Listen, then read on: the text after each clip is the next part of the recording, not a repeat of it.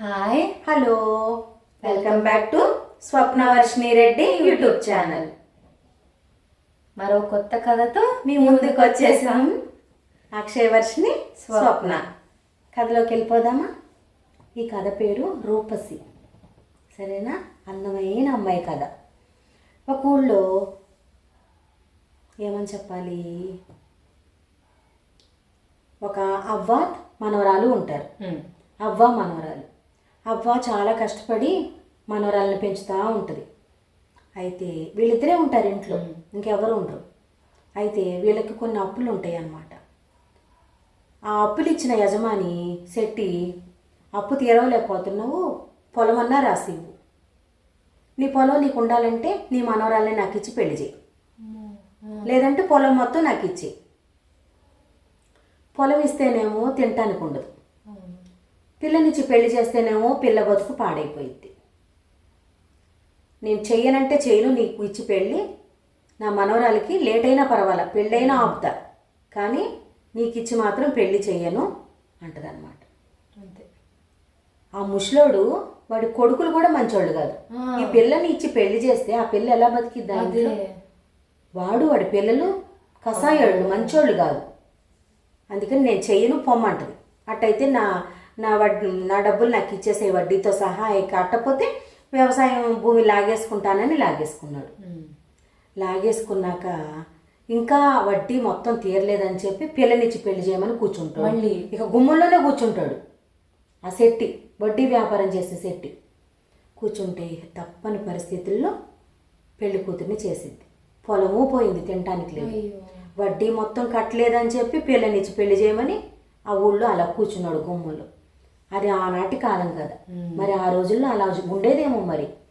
అయితే పిల్లకి మూసుకుపెట్టి, అమ్మ రేపు పొద్దున పెళ్ళానంగా, ఈ ముందు రోజు రాత్రే అమ్మాయి ఎటో ఒకటి పారిపో, నీకు దేవుడు దారి చూపిస్తాడు, నీకేం భయం లేదు, ధైర్య సాహసే లక్ష్మి అని నువ్వు పరిగెత్తుకుంటూ వెళ్ళిపో, ఏటు దోవ కనపడితే అటు వెళ్ళిపో అని చెప్పి పిల్లకి ధైర్యం చెప్పి ఉన్న 10 రూపాయలు 100 రూపాయలు ఇచ్చి పిల్లకి మెళ్ళో, తన మెళ్ళో గొలుసు కూడా పిల్ల మెళ్ళో పెట్టి, ఇన్నాళ్ళు కాపాడానమ్మా నిన్ను, ఇక నుంచి ఆ దేవుడే నిన్ను కాపాడుతాడు, ఎప్పుడు కూడా బతికి చూపించు, తప్పు చేయకుండా బతికి చూపించు, మనోధైర్యంతో ముందుకెళ్ళు అని ధైర్యం చెప్పే మాటలు చెప్పి, సాహసంగా ఉండాలి, ఎప్పుడు పట్టు వదలొద్దు, నువ్వు ఎవ్వరికి లొంగొద్దు, వీరనారిగా బతకాలి అని చెప్పింది మంచి మాటలు.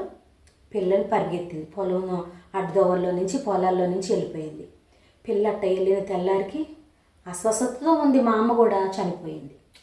పెళ్ళికేమో వాడు వచ్చేసాడు, ఆ ముసలి శెట్టి వచ్చేసి కూర్చొని, పిల్ల ఏదంటే పిల్ల లేదు, ఏమైపోయిందో తెలియదు. మా అమ్మేమో చచ్చిపోయింది. వాడికి ఇంటికి వెళ్ళిపోతాడు. భూమి లాక్కున్నాడుగా, పిల్ల దొరకలా. అట్టంటే వాళ్ళు ఏముంది, ఈ పిల్ల కాకపోతే ఇంకో పిల్లని తిరిగేది, దరిద్రపు వేదవులు. అవ్వ కూడా చనిపోయింది. ఆ పిల్ల అట్లా అట్లా పరిగెత్తి వెళ్ళిపోయి ఎవరో ఇంటికాడ పని చేసుకుంటా ఒకళ్ళ ఇంట్లో పని చేస్తూ ఉంటుంది, ఒక షావుకారి ఇంట్లో. వాళ్ళు మంచోళ్ళు. షావుకారి ఇంట్లో పని చేస్తూ వంట చేస్తూ ఉంటుంది. ఆ ఇంటికి గెస్టులు వస్తారు.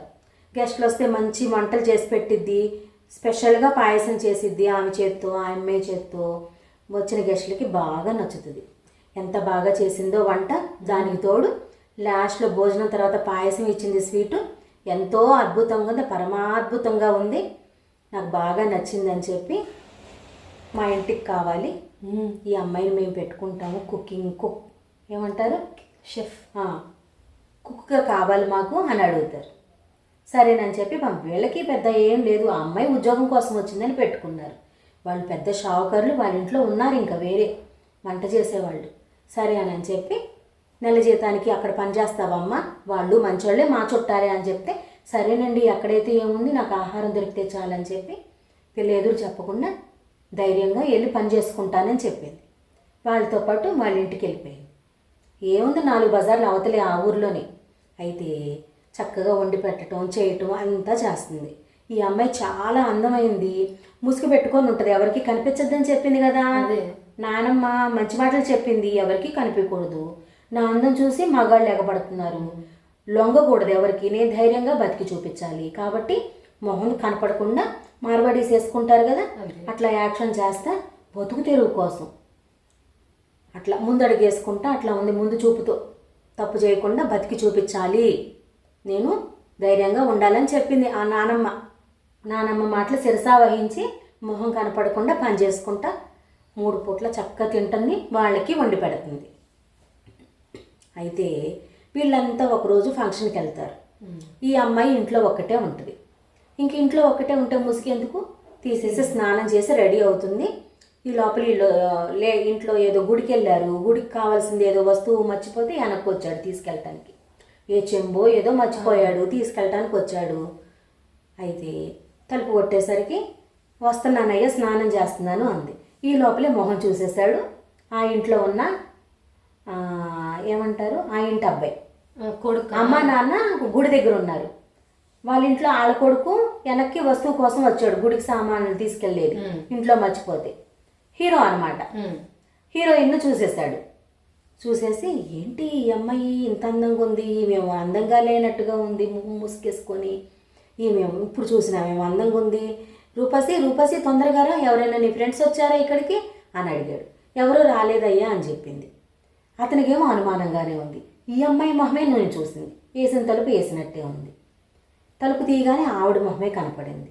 ఒక 6 నెలల తర్వాత మొత్తం గమనించి ముసుగు తీసేసి వాళ్ళ అమ్మ ముందు నుంచోబెట్టి ఈ అమ్మాయిని నేను పెళ్లి చేసుకుంటానమ్మా, నాకు బాగా నచ్చింది అని చెప్పాడు. హీరోకి బాగా నచ్చింది హీరోయిన్ రూపసి. పేరుకు తగ్గట్టు రూపసి చాలా బాగుంది. మనం కాగడ పెట్టి ఎతికినా కూడా మన వాళ్ళలో ఇంత అందమైన అమ్మాయిని మనం పట్టుకోలేము. పిల్ల అయితే చక్కగా ఉంది. అయితే ఏమైంది, వంట మనిషిని చేసుకుంటే పిల్ల బాగుందని చెప్పి పెళ్లి చేసేస్తారు. పెళ్లి చేశారు కానీ 2-3 ఏళ్ళు అయినా కూడా పిల్లలు కలగలేదు వాళ్ళకి. పిల్లలు పుట్టలేదని హోమం చేపిద్దామని ఒక పూజారిని పిలిపిస్తారు. ఆ పూజారి బ్లాక్ మ్యాజిక్ కూడా చేస్తాడు. ఆ విషయం తెలియదు వీళ్ళకి. పూజారి గారు అని పెద్ద పూజారి గారు చక్కగా పూజ హోమం చేపిస్తారు, మన ఇంట్లో పిల్లలు పుడతారు అని చెప్పి హోమానికి రెడీ చేస్తారు. ఆ అబ్బాయి ఏం చేస్తాడు, పూజ అంతా అయిన తర్వాత మంత్రించిన ఒక్కలు ఆ పిల్ల చేతిలో పెట్టి తాంబూలం వేసుకోమ్మ భోజనం తర్వాత అని చెప్పాడు. ఆ అమ్మాయికి అనుమానం వచ్చింది. వాడు చూపులు మాటలు, అంతకుముందు 2 సార్లు వచ్చాడు పూజ గురించి మాట్లాడటానికి. వాడు చూపులు ఈ అమ్మాయిని చూడటం కింద నుంచి పైకి చిరెత్తిపోద్ది కదా, ఎవరైనా అలా చూస్తుంటే తప్పుగా ఆలోచించే మనిషి చూపులు కనిపెడుతుంది కదా ఏ ఆడపిల్లైనా. కనిపెట్టేసి వీడేదో చేశాడు. ఈ ఒక్క నాకే ఇచ్చాడు, మా ఆయనకి ఇవ్వల, అత్తకి మామకి ఇవ్వల, నా ఒక్కదానికే ఇచ్చాడు అని చెప్పి అదేం చేసింది, ఆ పూజా సామాన్లు ఉన్న గిన్నెల్లో వేసేసింది. నోట్లో వేసుకున్నావా తాంబూలం అని చెప్పి అన్నారు. తర్వాత భోజనం తర్వాత వేసుకున్నానని చెప్పింది. తర్వాత ఆ రాత్రి అయిన తర్వాత తలుపు కొట్టింది, వినపడింది మంత్రగాడు అనకూడదులే, పూజారి గదికి సపరేట్ ఇచ్చారు. పూజారికి తెల్లారి కూడా పూజ ఉంది ఇంకోటని అక్కడే ఉన్నాడు నాటకం వేసేవాడు. పోకుండా పూజ అవగానే పోవాలి కదా దరిద్రుడు, ఇంకో పూజ ఉందని చెప్పి అక్కడే తెస్టేసుకుని ఒక గదిలో ఉన్నాడు. వాడి గదేమో తలుపు కొట్టినట్టు వినపడింది. రూపసే వచ్చేసింది, మంత్రించిన ఒక్క తినేసి అనుకుని తలుపు తీస్తాడు. తలుపు తీసేసరికి గిన్నెల్లో వేసింది కదా ఒక్కలు, ఆ గిన్నెలన్నీ వెళ్ళి ఆడి నెత్తిన పడ్డాయి. వెళ్ళి ఆ గిన్నెతో సహా వెళ్ళి ఆడి వశం అవటానికి ఇచ్చాడనమాట. గిన్నెలో వేసేసరికి గిన్నెలు వశమైపోయి అక్కడికి వెళ్ళిపోయింది. అంటే ఈ అమ్మాయి నోట్లో వేసుకుంటే అమ్మాయి వశమైపోయి వాడి దగ్గరికి వెళ్ళాలని, అదనమాట వాడి కుట్ర. ఈ పిల్ల తిప్పి కొట్టి చెప్పేసింది, కడుపులో పెట్టుకోకుండా చెప్పేసింది ఇంట్లో అందరికి. ఇది ఎక్కడ గోన మనకి, పనమ్మాయి అయినా కూడా పెళ్లి చేసాము చక్కగా నా కొడుకు ఇచ్చి ఇదేంటో నాటకాలు వేస్తున్నాడేమో, బ్లాక్ మ్యాజిక్ అంటున్నాడు, చుట్టాల్లో పొరుగు తక్కువ, మన ఇంటి కోడల్ని ఇలా చేశాడని ఎవరితో చెప్పుకుంటాము. అసలు సగం అమ్మాయికి పనమ్మాయితో పెళ్లి చేయటం ఇష్టమే లేదు, ఇష్టం లేక సగం చేసింది.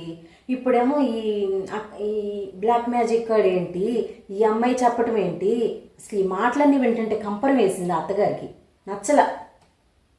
పిల్ల అందము పనితనము కొట్టుకుపోయినాయి. ఇదేదో తప్పులాగా తోసింది ఆమెకి. ఈ అమ్మాయి కూడా మంత్రగత్తేనేమో ఇంత అందంగా ఎవరుంటారు, ఇంత అందంగా కనిపించిందంటే ఏదో మంత్రం వేసి వచ్చింది. ఇది కూడా బ్లాక్ మ్యాజిక్ చేసేది, అందంగా తయారై మన ఇంట్లో దాపరిచ్చింది అని ఊహాగానాలు చేసుకొని ఒక పెట్టెలో పెట్టేసేసి అమ్మ కొడుకు, మా భార్యాభర్త కొడుకు ఈ పిల్లని పెట్టెలో పెట్టేసేసి ఆ పూజారికి అప్పచెప్పేస్తారు. ఆ అబ్బాయికి అప్పచెప్పేసేస్తారు. ఇక మాకు ఈ అమ్మాయి అవసరం లేదు, నువ్వు ఎట్టంటే అటు తీసుకెళ్ళిపో అనేసరికి ఆ అబ్బాయి మీద పడేస్తారు. మరి ఏం చేయాలో అర్థం కాక వీళ్ళకి కూడా ఇద్దరు పని కట్టుకొని మన ఇంటి మీద పడ్డారని వీళ్ళకి అనుమానం వచ్చేసింది. ఒక్కోసారి అలా అనిపించింది, ఏమో మన కుటుంబాన్ని ఏం చేస్తున్నారు. ఈ అమ్మాయి కూడా అంత అందంగా ఉంది, మామూలుగా మనుషులు అంత అందంగా ఉండరు, ఏదో మాయ పెట్టుకొని వచ్చింది, ఇది కూడా మంత్రగత్తి, ఏదో చేస్తున్నారు ఇద్దరు, అనుమానం వచ్చేసింది, తొలిసేస్తుంది మైండ్ అని చెప్పేసరికి ఇంకేముంది, అందుకోబోయేది ఎత్తుక్కోబోయేది కాళ్ళకాడికే వచ్చింది ఆ పూజారికి. బాగుందిగా వాడికి, పిల్లని తీసుకెళ్ళి వాళ్ళ చుట్టాల ఇంటి దగ్గర పడేస్తాడు, తీసుకెళ్ళి రోడ్డు దగ్గర బయట, ఏదో సామాన్లు పెట్టి భోషాణం అనుకుంటారని. సరే తెల్లారుజామున ఆ సందులో నుంచి పక్కింటి బజార్లో ఆవిడ నడుచుకుంటూ వెళ్తుంటే మూలుగుడైన పడింది ఆ పెట్టిలో. ఏంటి ఆడపిల్ల గొంతులా ఉంది పెట్టి అని చెప్పి పెట్టి తీసి చూసిద్ది అనమాట, పగలగొట్టి తాళం పగలగొట్టి తెల్లవారుజామున చూసేసిద్ది. ఏమిటమ్మా ఏంటంటే ఇంకో ఇట్లా పెట్టారమ్మా, ఎవరు పెట్టారో తెలియదు నాకు, మన పాలు అయితే ఇచ్చారు తాగమని, తాగిన తర్వాత ఏం జరిగిందో నాకు తెలీదు, ఇగో ఇప్పుడు ఇట్లా మూలుగుతున్నాను, నువ్వు తీయపోతే చచ్చేపోయేదాన్ని మా అమ్మ అని చెప్పి ఆంటీ అని చెప్పి అనేసరికి గబగబా చీకట్లోని ఇంట్లోకి తీసుకెళ్ళిపోద్ది, వాళ్ళ ఇంట్లోకి పొరుగింటామి తీసుకెళ్ళాక జరిగిందంతా చెప్పిద్ది. ఒక పని చేయి, నువ్వు ఇంతవరకు ముసుగేసుకుని ఉన్నావు కదా అట్లాగే ముసుగు పెట్టుకొని ఉండు అని చెప్పి ఆ పూజారి ఉన్నాడు కదా ఆ ఇంట్లో, ఆ పూజారి ఈ పిల్ల బయటకు తీసేసిన పెట్టులో కుక్కలకి చపాతీలు అవన్నీ పెట్టినట్టు యాక్షన్ చేసింది. సూర్యోదయం తర్వాత కుక్కలన్నీ తింటాకు వస్తాయి కదా, ఒక్కొక్క కుక్క పిల్లని తీసుకొచ్చేసేసి పెట్టులో వేసేసి లాక్ చేసేసింది కొత్త తాళం కొని. ఇప్పుడు పూజారికి ఏమో ఈ అమ్మాయి పెట్టులోనే ఉందని ఊహ, అమ్మాయి ఏమో తెలిసిన ఆంటీ ఇంట్లో జాగ్రత్తగా ఉంది కాబట్టి పంతులకి భోజనం పెట్టడానికి పిలిచింది. అయ్యగారు ఈరోజు పౌర్ణమి, పూజారి గారికి భోజనం పెడితే మంచిదని చెప్పారు కదా, మా ఇంటికి భోజనానికి రండి అని హాల్లోకి తీసుకెళ్ళి కూర్చోబెట్టిద్ది. భోజనం అంతా తిన్నాక కుక్కలు వదిలేసిద్ది, తలుపేసేసి కుక్కలన్నీ వాడి మీద పడి రక్కేసి పొడిసేసి సచ్చినంత చేసేస్తాయి వాడిని, పూజారిని. కుక్కలు మరి మామూలుగా పీకితే కండలు పీకేస్తాయి అసలు. వాడు కొంచెం కొన ప్రాణంతో అట్లా ఉండి చచ్చి ఊరుకుంటాడు. తర్వాత పూజారి ఈ ఇంట్లో చచ్చిపోయాడు. ఏమైందో తెలియదు, కుక్కలు పీకిని అని కనపడుతుంది కదా, కుక్కలే ఎలా చేసినాయి అని ఊరంతా తెలిసిపోద్ది, ఎవరు ఏం చేస్తారు కుక్కలు పొరికినాయి అని చెప్పి కార్యక్రమాలన్నీ పూర్తి చేస్తారు. పూజారికి చేయాల్సినవి అని వీళ్ళ ఇంట్లో దోషం పోవడానికి. సరే దోషం పోవడానికి అన్నదానం కూడా చేయాలి కదా 11వ రోజు తర్వాత పెద్ద కర్మలు అయ్యి. సరే భోజనానికి ఈ హీరోయిన్ ఉంది కదా, హీరోయిన్ అత్తింటాళ్ళు ఉన్నారు కదా, అత్త మామ భర్త వీళ్ళు కూడా వస్తారు భోజనానికి పిలిస్తే. పూజారి గారిది లాస్ట్ భోజనం అమ్మ తినేసి వెళ్ళండి అంటే తినడానికి వస్తారు. ఈ వంటలన్నీ ఈ రూపసితో చేపిస్తుంది. వీళ్ళు భోజనం అంతా చేసిన తర్వాత అచ్చం రూపసి వండినట్టే ఉంది అని చెప్పి సంతోషపడి ఏడుస్తారనమాట. అయ్యో మన ఇంటి కోడల్ని ఇలా చేసుకున్నాం, పురుగు పోయిద్ది ఊళ్ళో అని చెప్పి ఇలా వదిలించుకోవాలని పెట్లో పడేసి పంపించేసాము, ఏమైపోయిందో అది ఎటుపోయిందో, అచ్చం మన రూపసి వండినట్టే ఉంది అని అనుకునే లోపల పరవాణం తీసుకొచ్చి ఇచ్చింది చేతికి. అమ్మాయికి అలవాటుగా స్పెషల్ పరవాణం చేయటం భోజనం తర్వాత. తిన్నాక ఇంకా కళ్ళొత్తుకొని ఏడుస్తారు అత్త మామ భర్త. రూపసి ఏమైపోయిందని భార్య భర్త ఇంకా ఏడుకొచ్చింది భర్త, భార్య కనిపించలేదని భర్త ఇంకా శోకాలు పెట్టి ఏడుస్తాడు.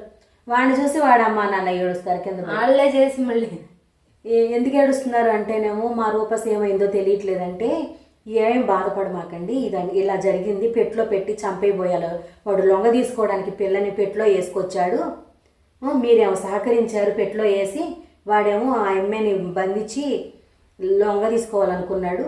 తెల్లవారుజామున మూలుగుడు వినపడి నేను కాపాడి నా ఇంటికి తీసుకొచ్చాను, అందులో కుక్కల్ని పెట్టాను, కుక్కలేమో వాడిని రక్కి చంపేసినాయి, వాడేమో కొన ప్రాణంతో నేను ఇంట్లో లేనట్టు యాక్షన్ చేశాను, నేను వచ్చేసరికి వాడు చచ్చేపోయాడు, వాడి భోజనం పెండ ప్రదానం అన్నీ చేశాక మీరు భోజనం చేసి మీ కోడల్ని మీరు చూసుకున్నారు, ఇప్పుడు కానీ మీరు కోడల్ని తీసుకెళ్ళిపోతే ఆ పిల్ల పరిస్థితి ఏంటి, అంత అందమైన అమ్మాయిని ఊళ్ళో జనాలు బతకనిస్తారా, ఆడపిల్లకి రక్షణ ఏది అని చెప్పి గడ్డి పెట్టి భార్యాభర్తని కలిపిద్ది అనమాట పక్కింటి ఆంటీ.